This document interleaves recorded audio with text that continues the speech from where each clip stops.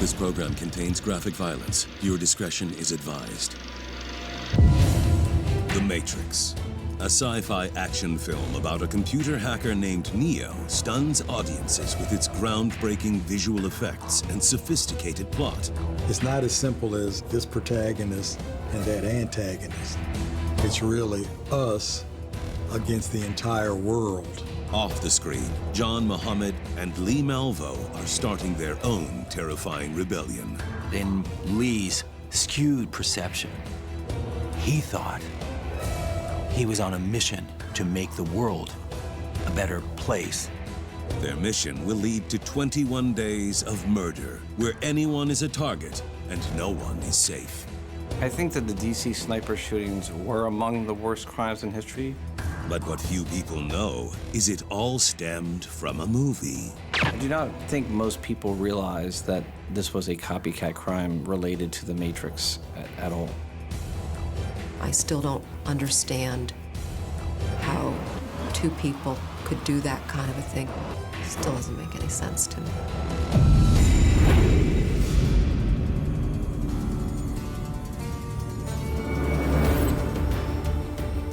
In 1999, visionary filmmakers Lana and Lily Wachowski create a cerebral sci-fi masterpiece titled The Matrix. The premise of The Matrix essentially is that in the future, the computers have taken over what we would accept as normal life. The movie stars Lawrence Fishburne and Keanu Reeves, two men who form a bond in order to save the world from artificial intelligence. The character that Lawrence Fishburne plays, Morpheus, is really the leader of this rebellion. He sees the Keanu Reeves character, Neo, somewhat as a messianic figure. The film transcends movie stereotypes with its larger-than-life fight scenes and complicated plot, ultimately changing how action films are created today. Every part of that film gives you something to look forward to. You want to see this again. For a teenager named Lee Malvo and his mentor John Muhammad, The Matrix is not only a brilliant movie, but also a training guide for murder. In an exclusive interview with reporter Anthony Mioli, Lee Malvo shares his terrifying story. I think it paralyzed a certain portion of the nation. You really felt like nobody was safe no matter where you lived. Don't think about this person, don't think about their family. Just focus simply on exactly what you have to do, and just do what you have to do. It's a killing spree, known as the DC Sniper Case. A man has been killed in front of me. How is he being killed in front of you? I don't know. Deeply saddened by the recent tragedy that we've seen here in Washington. There is a ruthless person on the loose. But the motivation for this crime is straight out of Hollywood. You've seen The Matrix. Right? There is a scene in which Morpheus is training Neo when they're walking in the street. And there's this girl in a pretty red dress. He's ogling her the entire time, and Morpheus tells him to turn around. And he turns around and sees an agent. He says everyone's a part of the system. I do not think most people realize that this was a copycat crime related to The Matrix at all. So as far as Muhammad was concerned, if you participate in the system, you're an enemy. Lee Malvo's story begins in the Caribbean.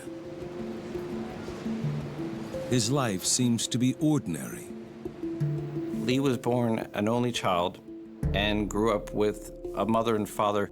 He was very close to his father. But Lee's dad is rarely home. Lee's father worked in construction, so at times he would travel wherever there was work. So when his father would leave, he felt at times that he was abandoned. When Lee is just a young boy, his father leaves for good. His father left because of an infidelity, and his mother continued to raise him. However, she was very abusive. Lee, what have you done all day? You haven't done one chore that I gave you. I found a D in your book bag. Exactly what do you do all day? Worthless! He knew that when he got home, if he had anything less than an A, his mom had a beating formula for him. And she would beat him several times based upon his grade. I'm out there all day long working my fingers to the bone trying to feed your sorry tail, and you can't even clean up around here. Lee, look at me when I'm talking to you. She blamed me for pretty much everything. I mean, if something went wrong, it's Lee's fault, right? Lee's mom decided to contact Lee's father to take care of him. Michael, where are you? Lee's father did not take him in because he was involved at the time with another woman. God! He's not coming. The news devastates Lee. Lee held his father up on a pedestal. He idolized him based on his fantasies and dreams. And all it was a fantasy. His father wasn't capable of saving him. Soon, Lee's mother abandons him too. I think in 1999, my mom had left me on the island by myself for a year. Basically, I fended for myself. My landlord, he had the electricity turned off. I remember I was sitting down writing my journal, and I said, I have no one. Life is cold, life is hard. I decided then I would never cry, and I would never complain about anything. Throughout Lee's life, he never was able to feel that I belong. I am worthy. People love me. Lee desperately wants a father figure in his life. And then he finds one. While at a local arcade, he meets a man named John Allen Muhammad. I first came in contact with Mr. Muhammad when I was living in Antigua, I think in 1999. That's where I first saw Muhammad and his son. They were playing a game, which I used to play. I used to come back every Wednesday, because that's usually when they'd be there just to watch this relationship. I wanted that relationship. Muhammad had a great presence. People liked him. He was educated. He had served in the military. He liked everyone, and everyone liked him. There were certain things about him. He was confident. Ran out of quarters? Well, shit lucky day. In the area where he was, money was difficult to come by. So someone who was able to provide for anyone was looked at as sort of a hero or someone to look up to. Lee befriends John and soon becomes a daily fixture in his life. John even starts calling Lee his son. It stuck with, he said, from that moment on, I would do anything for that man. And so that was that bonding moment for that father-son relationship. But in 2001, their relationship is set to change. John Allen Muhammad had been married and had 3 children. The ex-wife now had filed a restraining order. John violated that restraining order, and his ex-wife ended up with custody of the 3 children. John's ex-wife takes his kids to America while he and Lee Malvo are still living in Antigua. She took my kids, Lee. And she thinks she can get away with it. Muhammad had an acute change in his own behavior. Those are my kids. Went from a loving, caring person to a mean, spiteful, and vengeful person. John tells Lee he wants his family back, no matter what the cost. Losing those children was a turning point in his life and eventually leading to the Beltway shootings. If you go inside this world thinking that it's easy, thinking that it owes you something, it don't.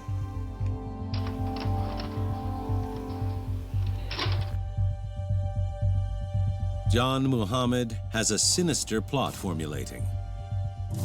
A plot, John says, that is straight from Lee's favorite movie.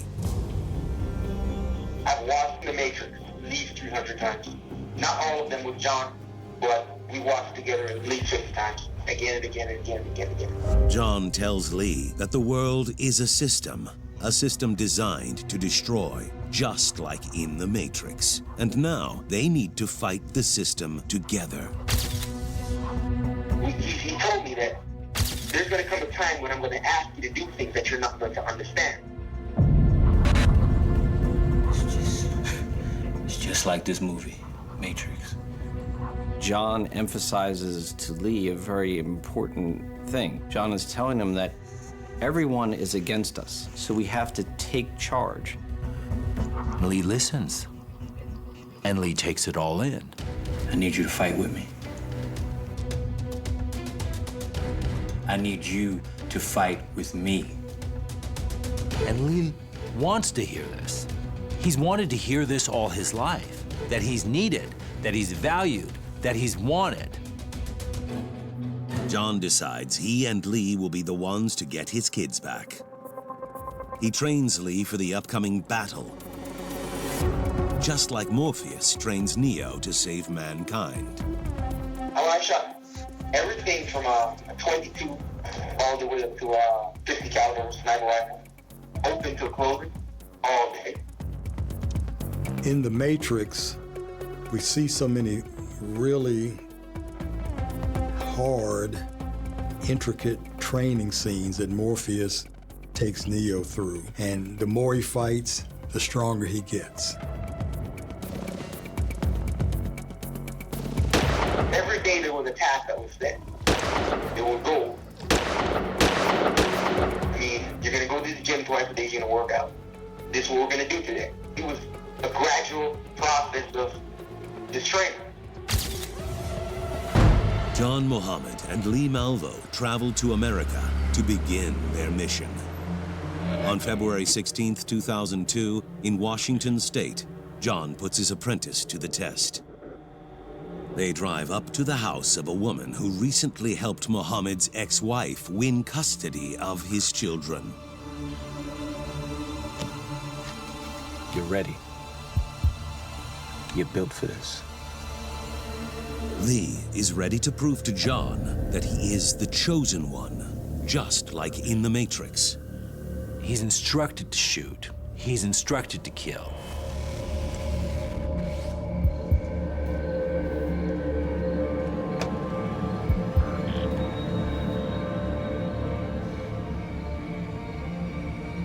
It was very powerful to see a visual movie that replicated the exact idea that John Allen Muhammad was telling Lee, this is what's going on, and unless we do something, this is the system that you're going to live in.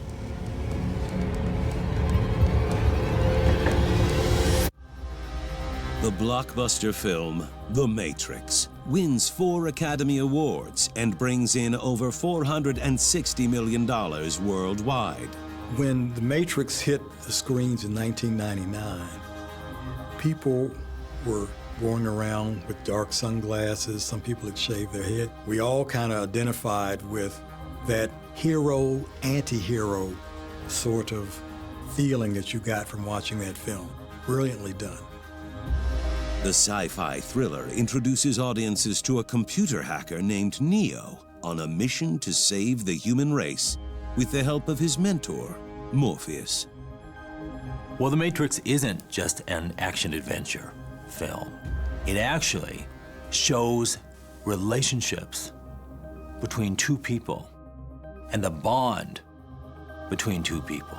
And just like in the film, John Muhammad and Lee Malvo have formed a bond, and the two men set out on a deadly mission. I've watched The Matrix at least 300 times, again and again and again and again and again. Their first stop takes them to Washington State and to the home of a woman who John said helped his ex-wife gain custody of their children. The children he feels were unfairly taken from him. The idea was that John Allen Muhammad tasked Lee with his very first murder. This is your first test to prove that you are my son, I am your father.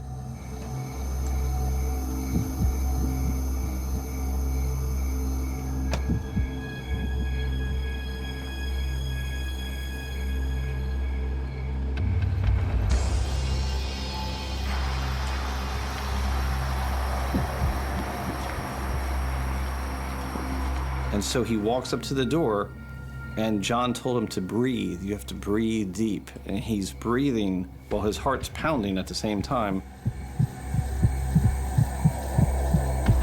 When he knocks on the door, the knocks resonate through his body. He's feeling everything. He's in the moment. He realizes this is the biggest thing he'll ever do in his life. And when the door opens, he says he saw his own face.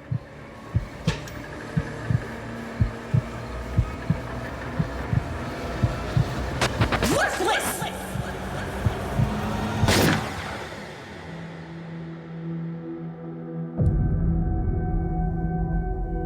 And in his own mind, he was killing himself and the life that he formerly knew as being an innocent person.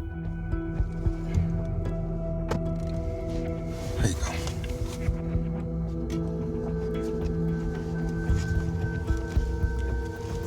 You did good. All right? Just need you to breathe. Breathe. Lee thinks he's completed his mission.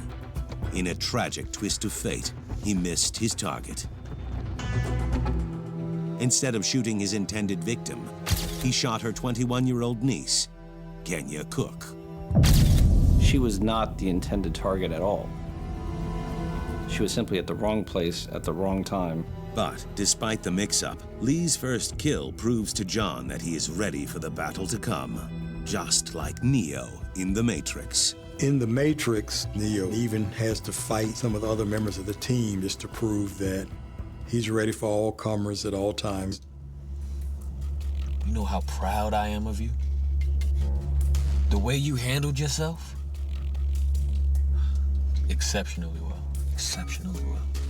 Look, John hands over to Lee his new ID card with his new identity. John Lee Muhammad. this is your new identity. The old you is gone, so forget about it. That's the person who you are now. They are more together than they ever were previously. They are two men, father and son, fighting the world in a mission that they feel is righteous. They set out to achieve John Muhammad's ultimate goal, stealing back his children from his ex-wife in Washington, D.C., and to avenge the system who took them from John. I confronted him. I said, we know where the children are. Why not just get them and leave? I mean, that's the whole story. I mean, what's it? He's like, no, I'm going to get back at these for what they did to me. I'm going to kill two birds with one stone. I'm going to get my children, and we're going to terrorize them. Period. They're going to know what they have done. You and I are going to create such a chaos in this region that they're going to meet every demand that I ask. Like Morpheus and Neo fighting the oppressed system, they were working to get John's kids back. In John's mind, it was the system that in fact took his kids. So that system had to be broken, it had to be shattered. And the only way to do that was to enact the violence that they were going to do in order to create that chaotic moment to where he could get those children back. Now, what does this say about Muhammad's reality? One would think he was completely delusional. So filled up with hatred and anger that he can't see any other solution than to kill and to continue to kill. When they arrive on the East Coast, they purchase a car for their mission.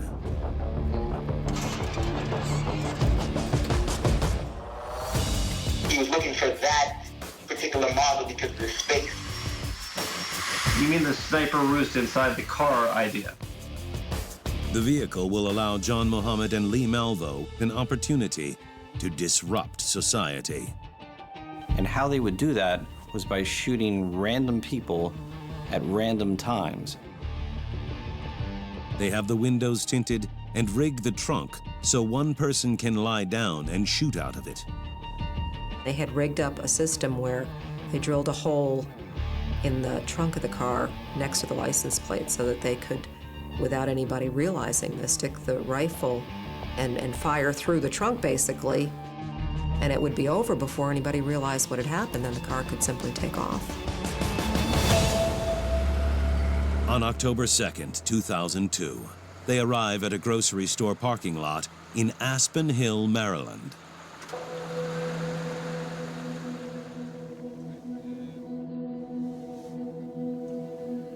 All right, this is it.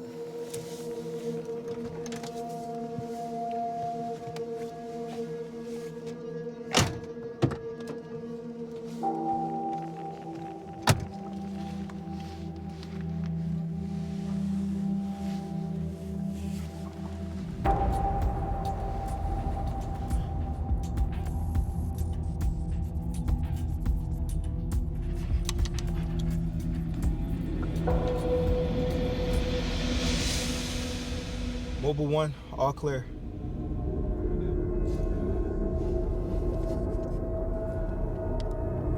All right. John spots a potential target in his sights. A middle-aged man wheels his grocery cart toward his car. John takes aim.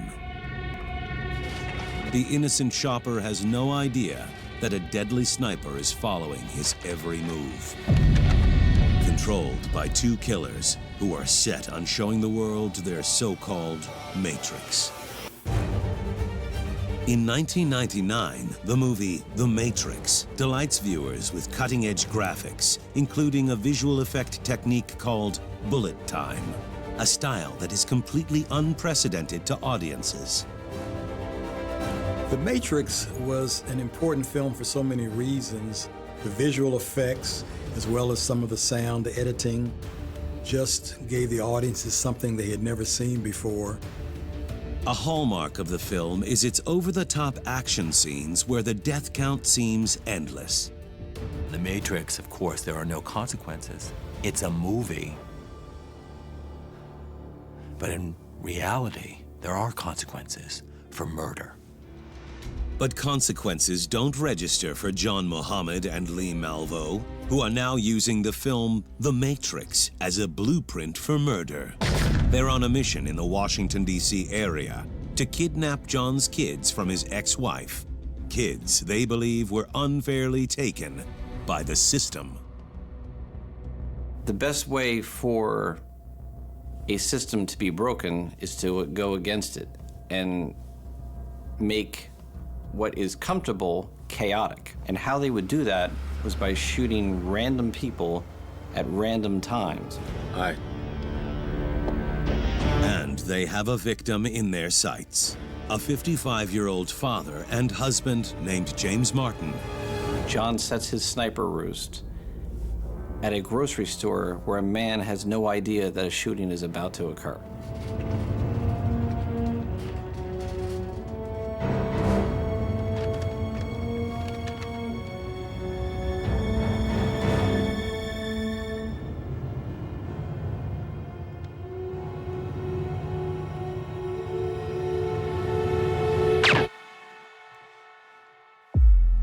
Before anyone else notices, the snipers vanish like ghosts. I'm at Shopperton Warehouse on Randolph Road, and a man just fell in the parking lot. There was a loud noise, but we're not sure if he was shot. Is he bleeding? Yes.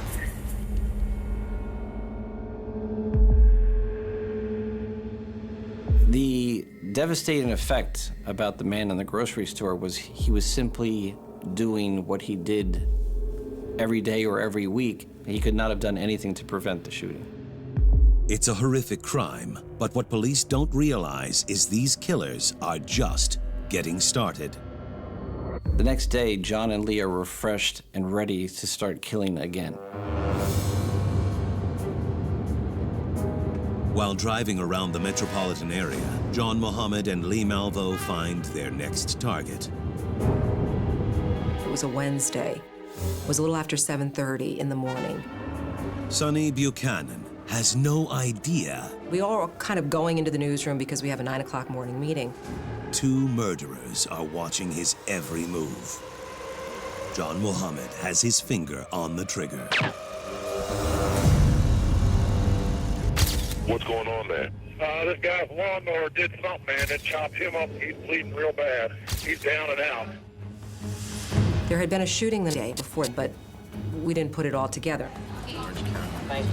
But the police scanner kept going off. 30 minutes later, the next victim dies. Oh my God, Ma'am, listen to me. What is wrong? a man has been killed in front of me. How is he being killed in front of you? I was shot. I don't know. The victim, 54-year-old Prem Kumar Walikar, a cab driver filling up his car at a gas station. I don't remember the exact dreadful aha moment when we all thought this is not a coincidence. The third victim of the day, 34-year-old Sarah Ramos. We were flying out the door and the scanners were going off, and we knew there's no way this could be a coincidence. The fourth victim, Lori Ann Lewis Rivera, is shot and killed while vacuuming her van at a gas station. People were getting gunned down doing the most everyday types of things. The random shootings paralyze the nation. It had to be somebody different each time. That's why the victims ranged in age, race, color, etc. That was very important. The idea was nobody was safe, no matter where they were, at any time. The person or the people that are doing this, rethink what you're doing, turn yourself in to law enforcement. The next day, John Muhammad and Lee Malvo set out again, with their killing spree nowhere near completion. Throughout the shootings, Muhammad continued to preach the idea of the Matrix and the idea that they are part of breaking up a larger system. As Muhammad continues to use the Matrix as a tool to manipulate Lee, what happens with Lee is he begins to disassociate. He no longer can feel. They pull into a craft store parking lot and search for their next target. They were able to blend in with traffic because the car did not stick out in any one way that would tip off anybody that something was out of the ordinary. In the Matrix, their place of safety was the ship. They knew that if they made any noise or gave away anything that would help the Sentinels locate them, it was going to be certain death. And then I think, like any other good sniper team, they would have to remain quiet and assume that anything that they did that was untoward would give their position away. Around 2 p.m., they spot their next victim.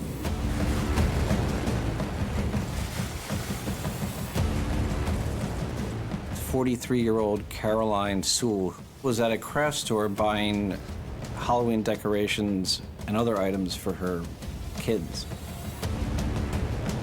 Stop 2911, what's your emergency?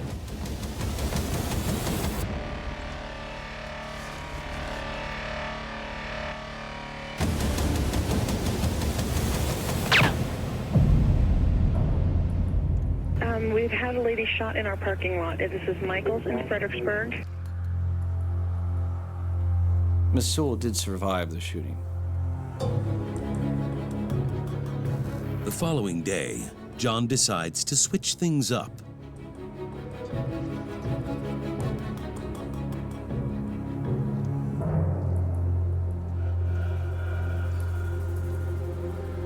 It's time for you to step up.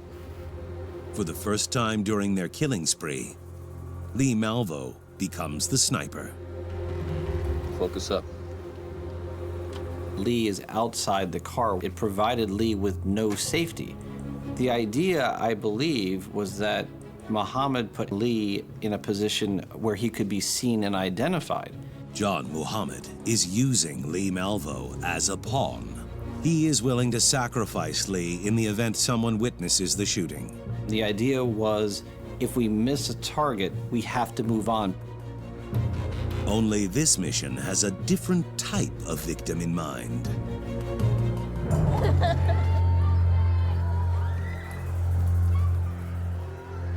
John Allen Muhammad made the decision to shoot a child because he felt that that would put the police on notice that nobody was safe. Why Muhammad chose a kid for Lee to shoot is also to test his dedication as a soldier to Muhammad. And so it became a test to see if Lee could and would kill an innocent 13-year-old.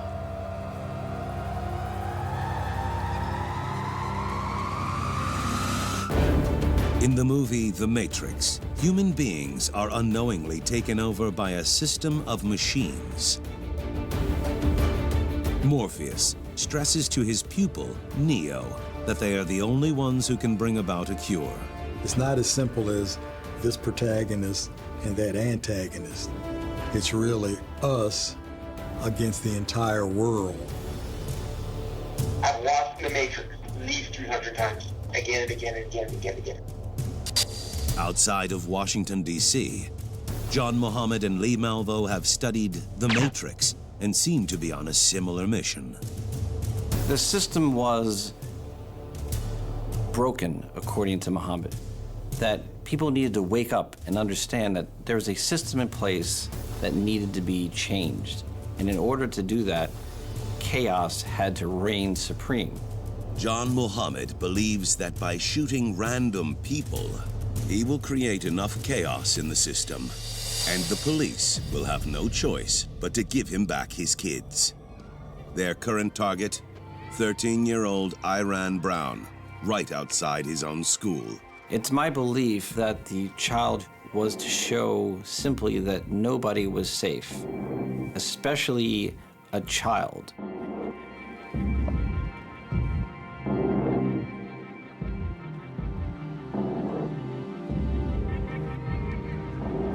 Lee sets his sight on a boy who is only 4 years younger than himself.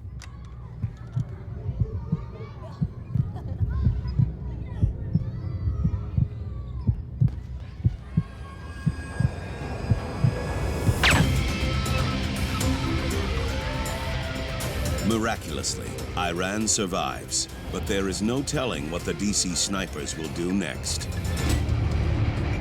Schools around the area go on lockdown to help prevent another tragedy. When they started saying pretty much all bets are off, children can be victims too, I think that elevated the urgency of finding these people. I think it intensified the scrutiny on the police department. The idea of moms taking their kids to school and sheltering them from a potential sniper attack is not the American I know, and therefore we're lending all the resources of the federal government, all that have been required to do everything we can to assist the local law authorities to find us, whoever it is.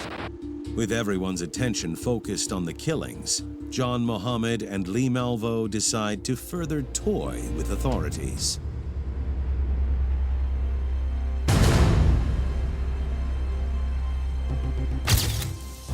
Love calls for signs reported. Good morning. Don't say anything, just listen. Where are the people that are causing the killing in your area? Look on the terror card. It says, call me God. It was the death card, and written on it was, call me God for you, Mr. Police.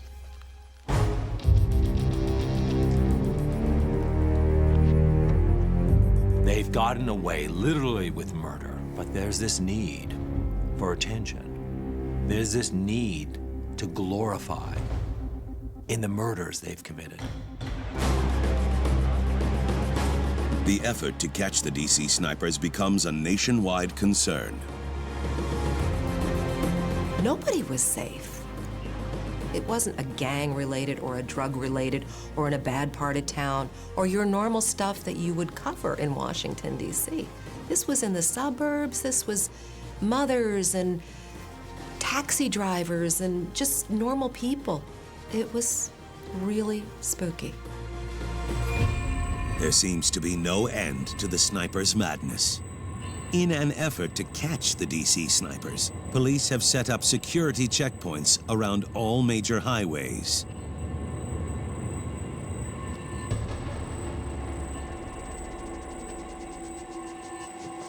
John Muhammad and Lee Malvo have just been pulled over for a routine safety check. Evening, gentlemen. Their initial reaction upon being stopped was that they were caught. How are you, officer? Good. There's a great scene in The Matrix where the team is actually in the false walls of this apartment building, and the police, who are really the Matrix, are searching for them all over. I mean, they're trying to carefully, quietly crawl down and not make any noise, not give away their position. License and registration, please. It's a strikingly similar situation to what Lee and John are facing. The moment they were stopped by the police was terrifying because they realized that their mission could be over way before they had figured it had even begun, because they had planned to enact this for months.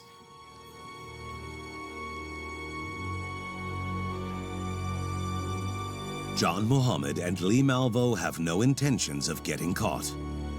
They are prepared to kill again in order to stay on their mission. Every time Neo and Morpheus enter the Matrix, they put their lives in danger for the greater good. A far cry from what Lee Malvo and John Muhammad are doing in the Washington, D.C. area. Lee had expressed the fact that he had watched The Matrix with John as many as 300 times. So the idea was to take the roles of The Matrix, with Lee believing himself as Neo, the young prodigy, to John Allen Muhammad, who would be playing the role of Morpheus. They've been randomly shooting people sniper style in order to wake people up to the system that oppresses them. And now, a police officer has just pulled John and Lee over at a security checkpoint. The officer has no idea that two vicious serial killers are in his midst. Literally looking at the killers. But to him, just looks like a father and his son.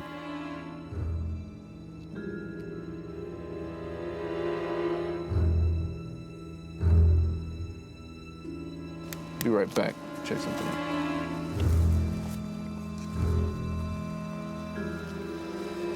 Relax. Calm down. And to know that this could end this very minute was terrifying for both of them.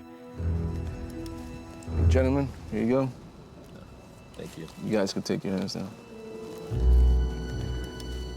We got some suspicious activity in the area, so have you seen anything out of the ordinary? No, not at all. But are you guys gonna catch whoever's doing this? Their initial reaction upon being stopped was that they were caught. But John soon realized that they, in fact, were not being questioned for the shootings. Rather, this was just a routine traffic stop. We're trying our best. So, since there was no criminal activity related to this particular vehicle, the police let them go. And so, the killing spree continues. A bus driver is their next victim.